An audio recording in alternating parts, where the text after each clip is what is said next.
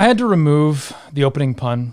I was gonna do a joke about the famed phallus fertility deity Freyr for my intro here because he's in the movie, but I found the setup for it was too long and hard to say.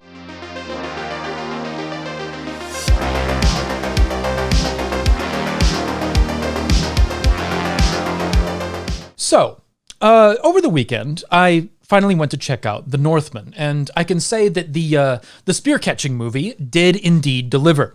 I'll start out by saying that I do recommend this movie overall. It's solid, and I think that through the lifetime of this channel, deconstructing a few scenes is going to be something I'm going to want to go into. There's quite a few scenes that dig into complex concepts in a way that I think is enjoyable both for people who are well-read into the spirituality and history discussed in this film, and for people that have like no familiarity but might think that Vikings are cool. So if you're somewhere on that spectrum, you're likely going to enjoy this film.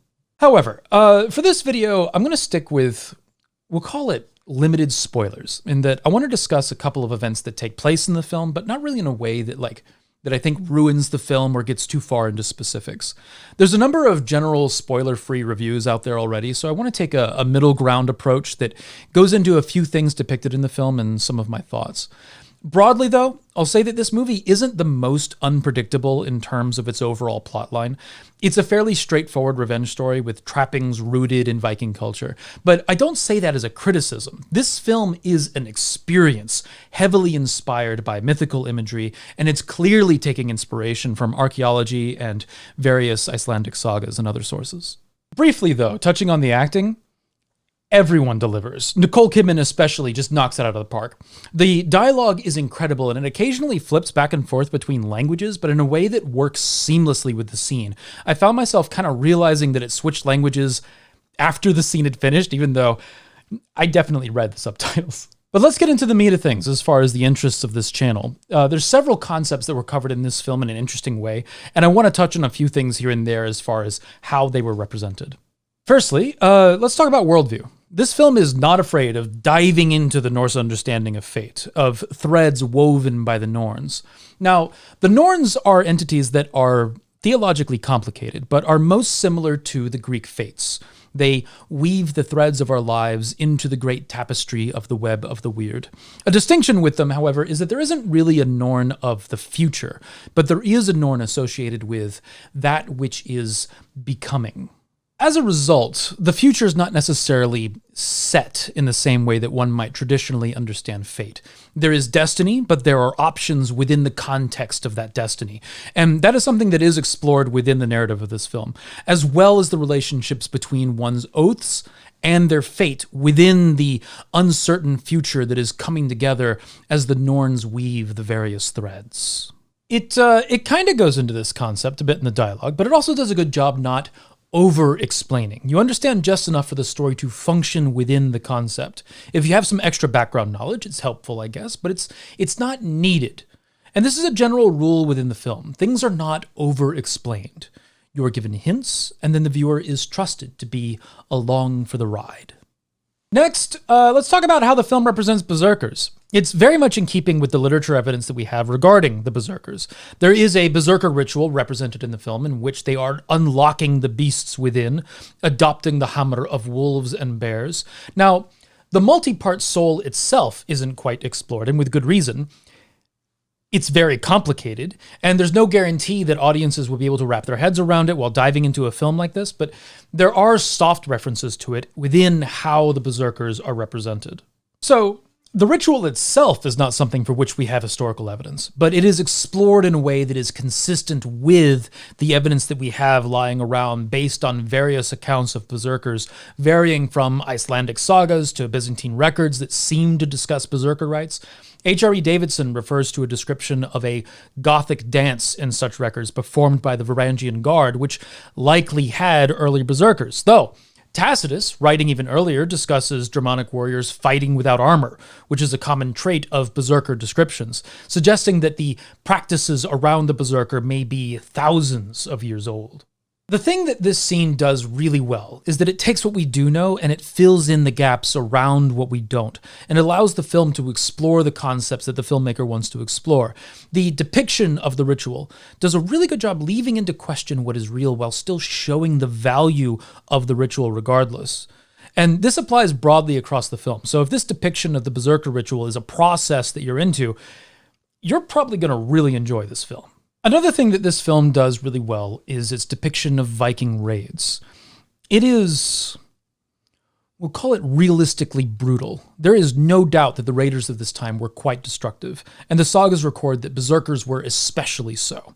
I got asked a question about this scene, which includes the destruction of a town along with its population. And generally, it makes sense to preserve a town so that you can raid it again at a later date. So the absolute destruction of a village for the sake of brutality doesn't make a whole lot of sense. But let's not kid ourselves. This kind of stuff happened. And we're talking about raiders who were slavers. We're also talking about berserkers who had a particularly destructive reputation. So this depiction fits that reputation. Another thing that this film depicts really well is life in Iceland. We see an Icelandic settlement that rings true to the descriptions given in the family sagas such as Njál's Saga or the early settlements depicted in Laxardal Saga. Iceland didn't have a whole lot of trees, still doesn't. As a result, people would build houses out of as little wood as possible, and this resulted in long houses being built in part out of rocks and soil. The population is small, the land is rough, and they're surviving on basic farming. Thralldom, that is slavery, is in full force, and there is an apathy toward whether or not the thralls survive. There's interestingly a burial disparity in Scandinavia that may in part be accounted for by the casual discarding of the bodies of thralls. The landowning population cared about thralls in as much as they were useful to get work done, and that was largely it. Occasionally, thralls would be pivotal characters in the sagas, but by and large, they were seen as simple property. And this film depicts these brutal elements of Icelandic life, accurately and in detail. There's also a number of depictions of magic. Now, Eggers does his usual thing of having the reality of the magic left up to the viewer with the implication that it's probably real in some way. But the answer doesn't really matter. It's real to the characters. They are experiencing it, and that is what matters. There's a few different depictions of ritual leaders, including within the Berserker ritual, which is seen as a more masculine form of magic. Seithar, however, which might include the interpretation of fate, is seen as a more feminine form of magic, and is remarked as such in the film, and that bears out in some of the visuals. This character here is wearing a number of elements of feminine clothing. The brooches are the most clear example, as pointed out by the Welsh Viking in his breakdown of this film's trailer, which I'll link below. It's an excellent breakdown if you're interested in the costuming element of this project. But this shows an example of gender bending that is consistent with archaeological finds of male bodies with feminine clothing and various items consistent with magical practice. The depiction in the film does a good job showing that the gender bending within a magical practice was a thing, but that the expression of that gender bending was expressed within the context of its own time and doesn't necessarily map one-to-one with modern expressions. For example, would this character fit under the label of queer? That might be the best modern term to describe them, but we know so little about the practice and this aspect of expression that it's hard to say whether or not this person would describe themselves in that way, or whether or not the term would resonate with them. The concept of gender within the time period isn't explored much beyond visuals like this, and it doesn't really need to. The film simply depicts a character in a way that is consistent with our current archaeological understanding. And then it fills in a few of the blanks. And I think that's pretty cool. So, there's a Draugr in the film, which I was stoked about. The scene is largely lifted from the first Draugr encounter in the saga of Grettir the Strong, which is one of the coolest Draugr encounters in the sagas.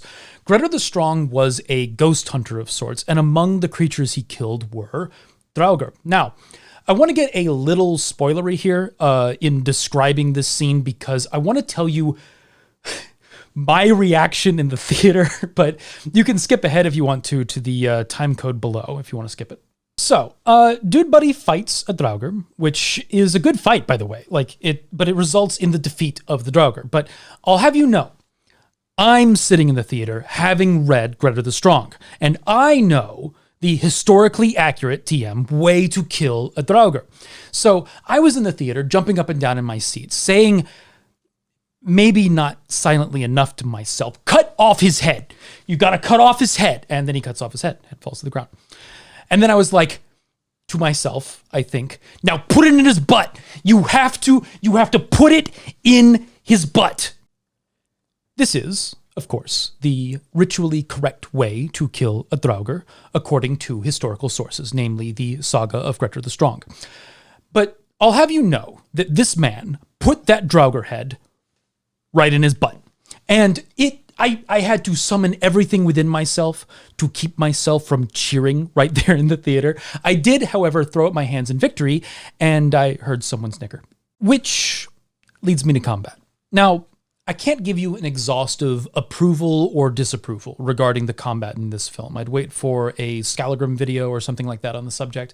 I will say that we have limited descriptions from which to build a coherent Viking martial arts, if you will. But there are some functions of combat regarding Viking swords, their design, and the nature of the center grip shield, which was common among the Vikings. There's a lot to explore with combat, especially with the center grip shield, that, to be honest, doesn't make it into films. But there are a number of fights in this film that explore that wonderfully, more so than any other Viking-themed project that I've seen, especially with the fight featured in the trailer with all of the lava everywhere. Now, let's discuss briefly how the film depicts the gods and worship. And this is where I think the film falters a little bit. The main deities featured are Odin and Freyr, and neither are quite explored in terms of practice or character. There's a few things about Freyr that could have been explored, such as his offense toward bloodshed within the bounds of his lands. However, I think that the depictions of Freyr are consistent with history. The character Fjolnir occasionally has marks of inspiration from a Gothi of Freyr in the sagas named Hrafnkel, who isn't a particularly likable fellow. But I would have liked a little more exploration into the consequences of offending Freyr, which bear out in the sagas a few times. Odin is more substantively explored to the degree that I wish Freyr had been. I don't think I can give much details without going into spoiler territory. But one quibble that I did have was that several of the characters are depicted not quite as polytheists, but more as monolatrous, meaning that while they might recognize that many gods exist, they primarily worship a single deity. But there's nothing wrong with the depiction in this film. Berserkers are heavily related to Odin, and many temples seem to be devoted to a single deity or a small grouping of deities, and that's represented in the film. But in a film that goes so many directions with spirituality, seeing the polytheism of individuals would have helped, I think. There is a mention of someone's hearth gods, though, which I thought was a nice touch. Valkyries, too, are explored a bit, and the more that I read into Valkyries, the more that I think that the typical representation of them is a bit of a misrepresentation. And unfortunately, this film engages with the more popular kind of Wagner image of the Valkyrie rather than doing something more inspired by the ravenous corpse maiden image that shows up in the literary sources around them. It also seems to engage pretty strongly with the popular misunderstanding of Valhalla as the Viking heaven. And if you want some more of my thoughts on that, I'll link to my video diving into that below. And while it's a point of frustration, the alternative might be trying to explain in the film that there are a multitude of afterlives and trying to describe like what they're like, which isn't necessarily relevant to the story that the film is telling. So I can see why they might have gone in the direction that they did on these things. But in all honesty, this is an impressive film. And as far as films that exist within the genre of Viking movies, I have to say this is the best one I've seen. And I think that within the heathen community, this is a film that's going to inspire a lot of discussion and will likely be used as a reference point for those outside of the religion in any conversation about heathenry. And honestly, this is one of those situations where I don't mind the reference point. I think it's a good reference point. And from what I can tell, heathens broadly seem to be excited about this film, and I am too, so go see it. Support it. More movies like this, please. It's just in all honesty, more movies like this. But what did you think about the film? Let me know in the comment section down below. Were there things that you noticed that you want to see me dive into in a future video? Do you agree with my thoughts? Disagree? Let me know. I'm interested in where you're at. But with that, hail to my patrons for making this content possible. It's good to have people at your back.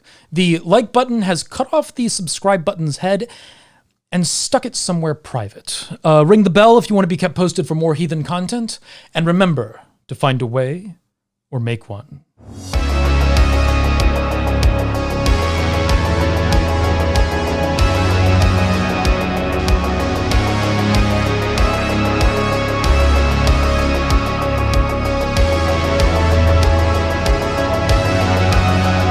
Put it in his butt.